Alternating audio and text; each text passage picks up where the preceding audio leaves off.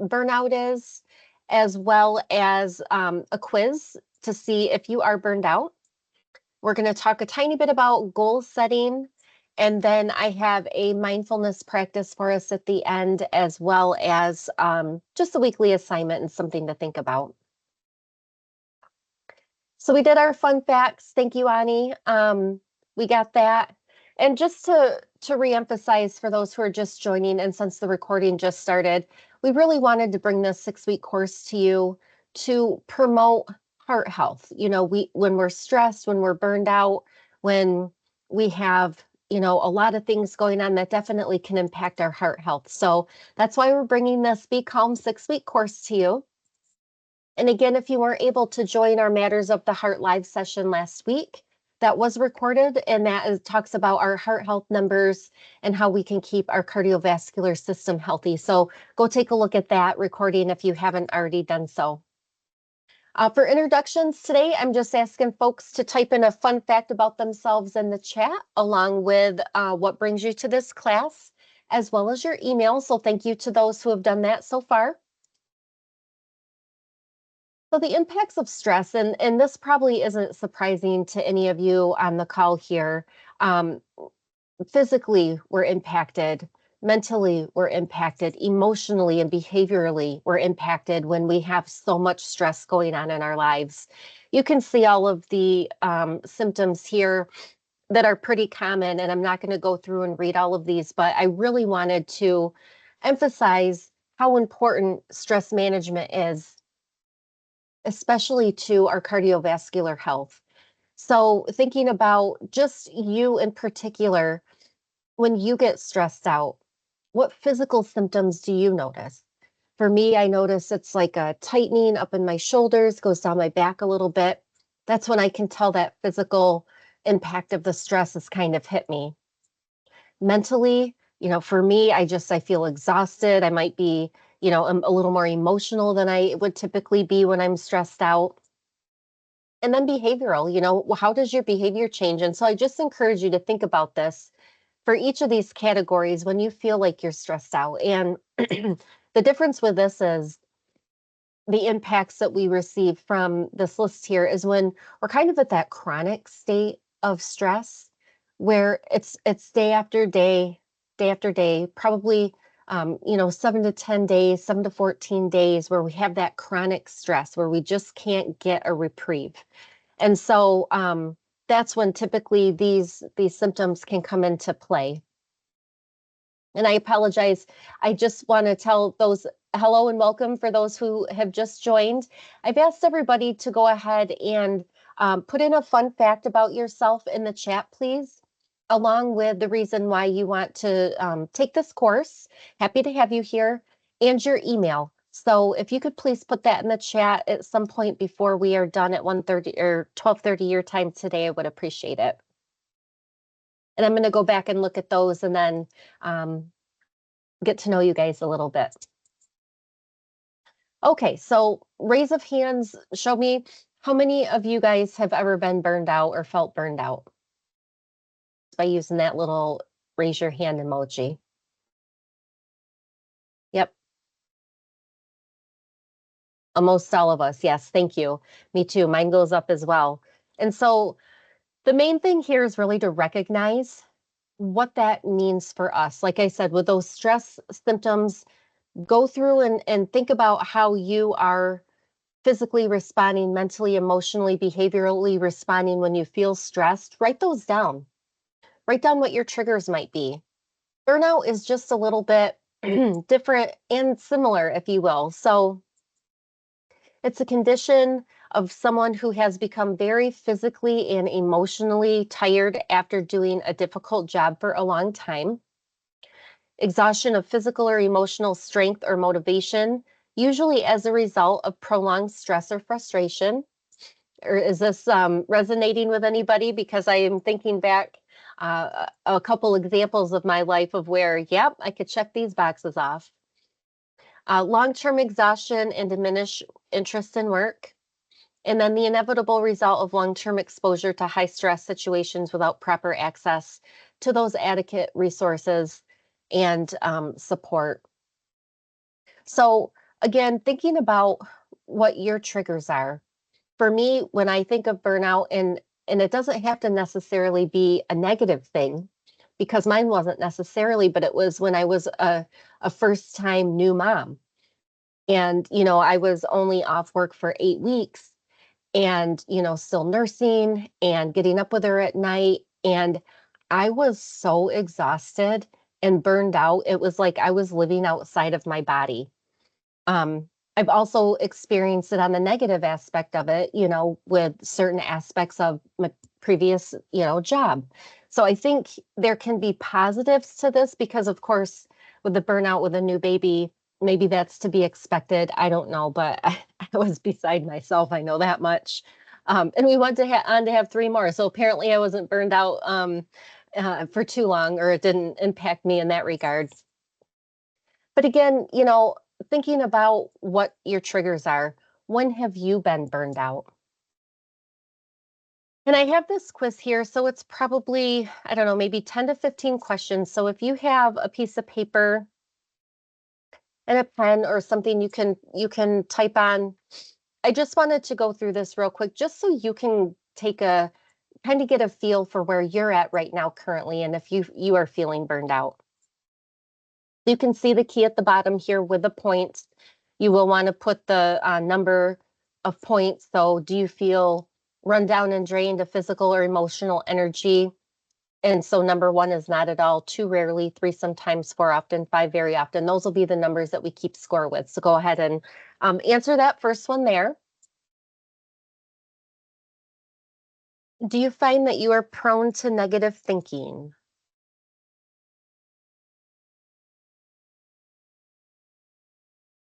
Do you find that you are harder and less sympathetic with people than perhaps they deserve?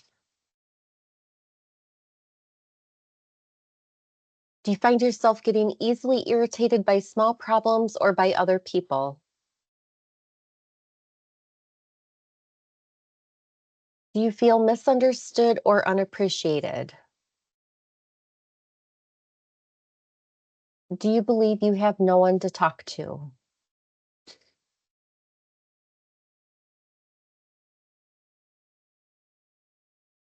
Excuse me. Do you believe that you are achieving less than you should? And again, the key is down here at the bottom if you needed to reference it again. Do you feel under an unpleasant level of pressure to succeed? Do you feel that you are not getting what you want out of life? Do you believe that you are in the wrong profession?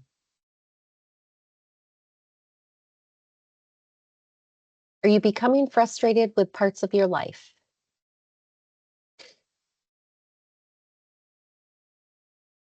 Do you think that organizational politics or bureaucracy frustrate your ability to do a good job?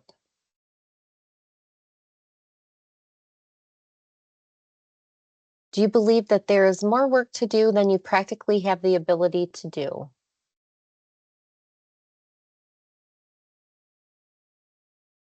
Do you find that you do not have time to do many of the things that are important to do a good quality job? And last one, do you find that you do not have time to plan as much as you would like to? So go ahead and tally those up.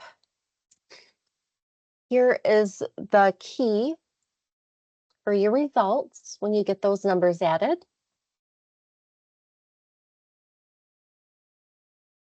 So if you scored 15 to 18, there's really no sign of burnout. If you scored 19 to 32, there's a little sign of burnout, unless some factors are particularly severe. 33 to 49, this is where they're saying just to be careful, you may be at risk of burnout.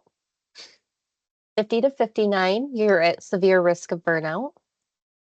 And 60 to 75, you're at the severe risk of burnout and recommend to do something about it in the near future. Now, this is just an awareness tool. This is not diagnosing anything. So depending on where you're at, again, today, I have a couple of examples to go through with you guys. as well as the upcoming weeks to help with all of this. So, one of the sayings that I really love is one small positive thought in the morning can change your whole day. And you think about that and how we wake up, and, if we're already kind of waking up late, if we're already kind of stressed out maybe from the night before, or maybe are anxious or anticipating something coming up throughout the day, our thoughts in the very first thing in the morning can really impact that. Our minds believe what we tell them.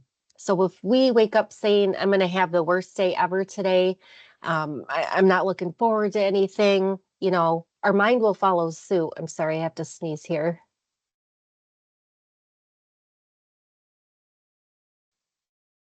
Excuse me.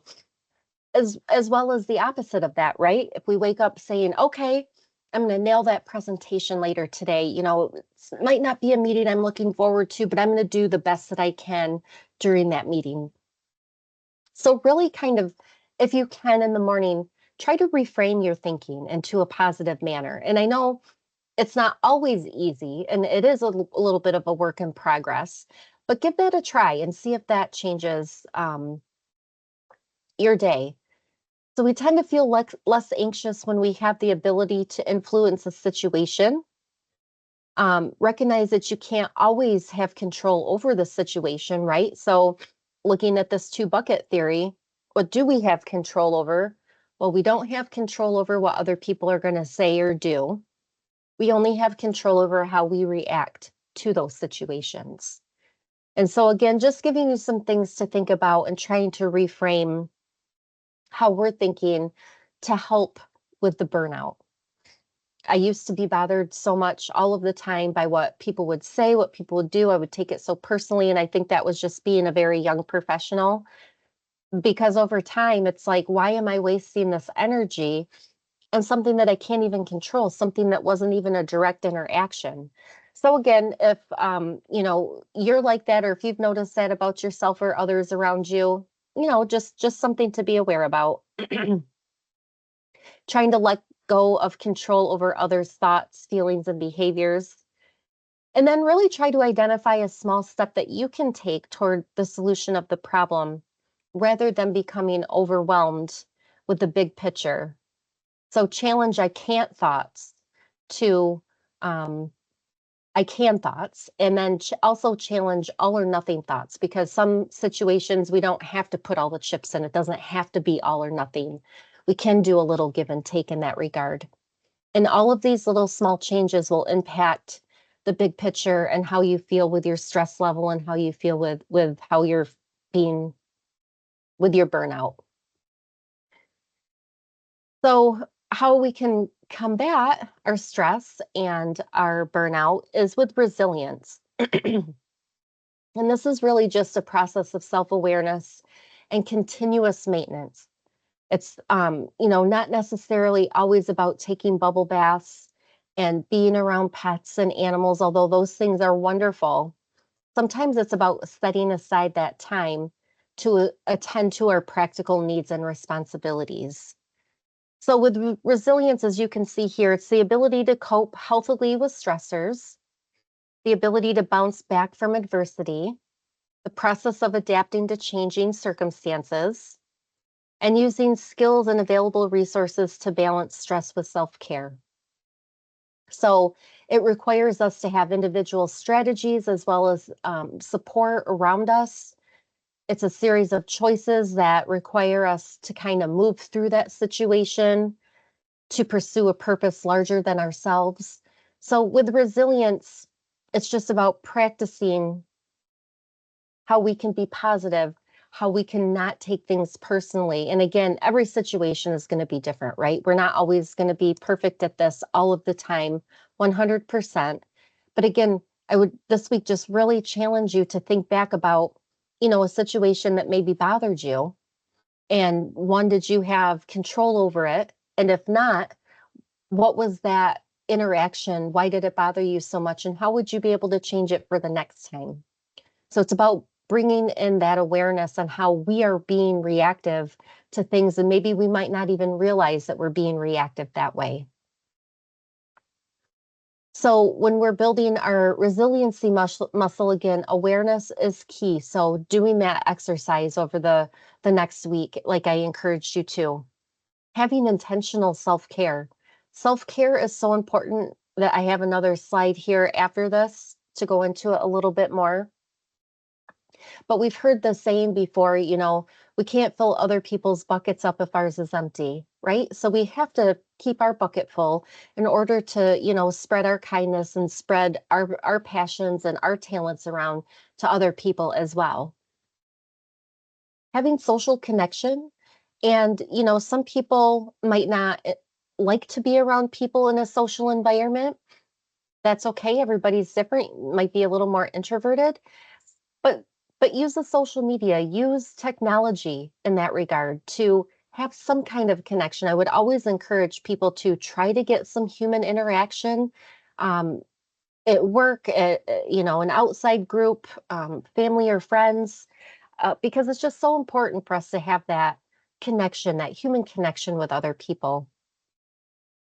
And then setting boundaries, which we'll talk about here in a couple of weeks, but really think about what your boundaries are and are you staying within those? Because when we start to spread ourselves out too thin, our bucket is getting depleted, and that's where that stress can come in. That's where that burnout comes in. If we're yes people, we say yes, yes, yes, yes, yes to all the time to everybody. That's just going to inevitably happen to stress us out and to burn us out. So think about what your boundaries are. Think about what your bandwidth is with your schedule, with your family, with work, and then go from there. And try not to overcommit, really, is the bottom line there.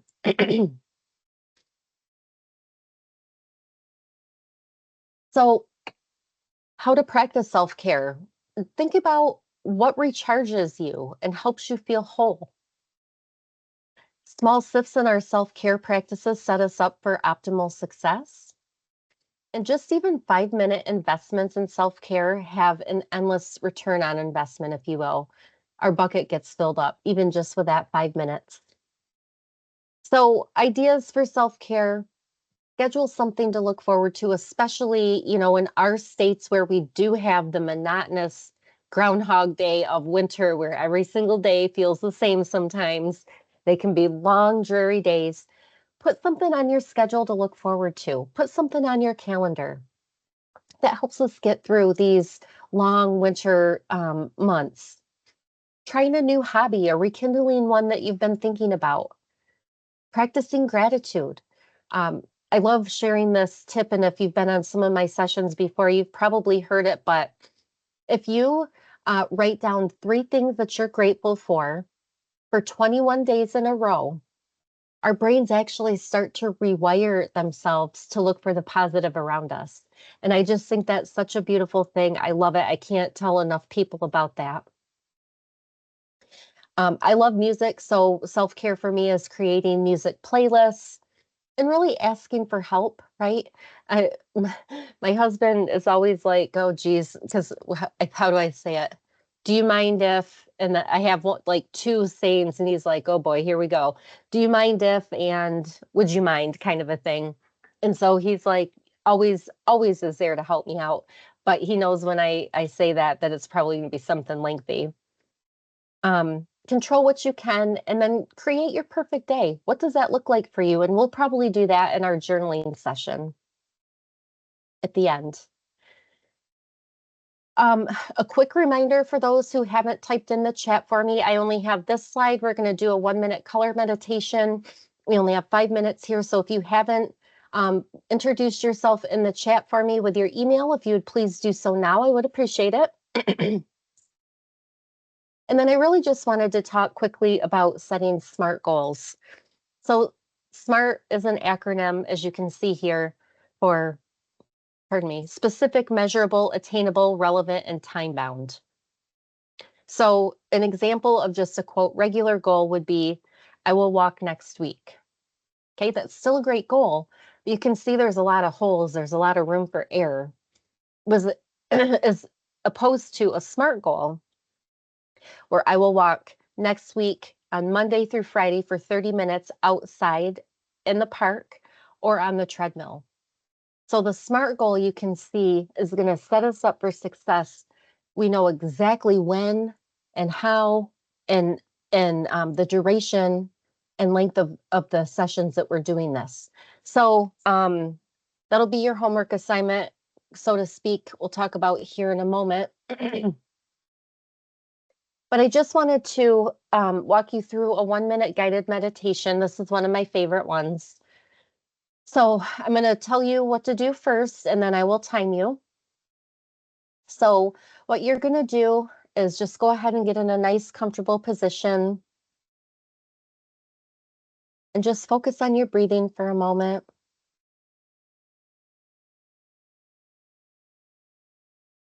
And then I want you to imagine stress or overwhelm or anxiety as a color. And in your mind, choose a color. What would that color be? For me, mine would be red. And then imagine calm as a color. What color would that be for you? And mine would be yellow. So what we're going to do is we're going to breathe in our calm. So I'm going to be breathing in my yellow and exhaling the stress of my red. So whatever your calm is, visually visualize the color of your calm going in as you breathe, and visualize your stress color as you exhale. And we will start that minute right now.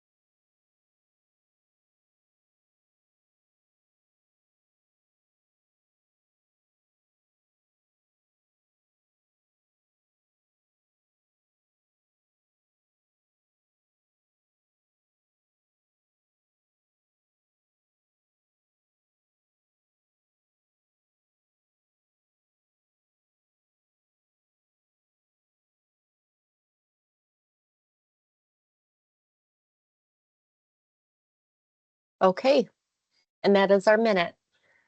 So hopefully you noticed a little bit more calm. You feel a little bit more relaxed just from doing that for 1 minute. And I wanted to share that with you because that's something that we can do on the fly. That's something we can basically do anytime that we're not driving, because it usually helps when we can close our eyes. But go into the bathroom, I've done that before when all the kids are being crazy, just as kids are sometimes, and just done the 1 minute color deep breathing exercise. Okay, so what I would like you to work on for next week, of course, you know, this is not mandatory, but something that I think will help you with your burnout, with your stress load, is to set a SMART goal for the next week. So thinking about something that you've been wanting to accomplish, or maybe something that you need to accomplish, set a SMART goal for that for the next week, as well as setting a SMART goal for the next month. And then take note and think about how you keep track of your small successes. So I will go ahead. Another reason I wanted your emails is I will go ahead and send this PowerPoint PDF to you so you can reference back to any of these activities that we did today. But I would like you to think about what you could do for a SMART goal when we meet next, as well as for the next month. And then again, really think about, how do you celebrate your successes? How do you keep track of those? Because those can also keep us going. Those can also help offset a little bit of that stress. They can offset a little bit of that burnout. So I'd encourage you to think about that. I do think I got everybody's email in here. Thank you all very much, and thank you for sharing your fun facts. Those are fun. My email is here, but you'll get that also when I send you this PDF. Another company of mine, my email went to spam. So if you don't get this, I'll send it just when we're done chatting here. If you don't get it, check your junk or check your spam. Or you can snap my email here too and follow up with me if you don't receive it. But I appreciate your time today. I look forward to next week when we are going to be talking about time management, and I'll have some practical skills and try to have a little more interaction. I know today was a lot of just me chatting at you, but we'll try to have a little more interaction next week. So stay safe out there, and I look forward to next Wednesday. Thank you all.